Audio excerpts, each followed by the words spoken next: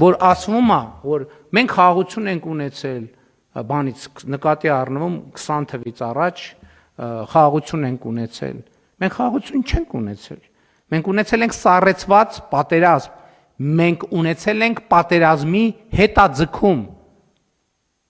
Ինչի հաշվին, հարգելի գործընկերներ, ինչի հաշվին։ Մեր ինքնիշխանության, մեր անկախության, մեր պետականության, մեր բարեկեցության, մեր ազատության, մեր զարգացման հաշվին։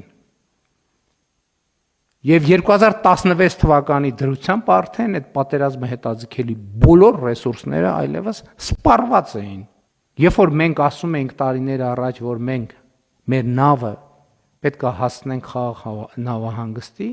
մենք հիմա հասցրել ենք խաղաղ նավահանգստի։ Ուղղակի մեզ այդ նավի ուղևորներից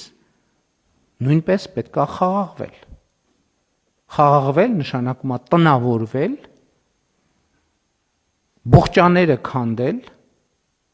եւ դասավորել պահարաններում։ Այսինքն անցնել մշտական բնակության ռեժիմի։ Հակառակ դեպքում, որ մեր տարածաշրջանում այդ վերադարձի օրակարգերի թափանիվը պտտեցինք, կներեք տարածաշրջանից մեծ կտորը ականջնա մնալու։ Ու այդ process-ի մեջ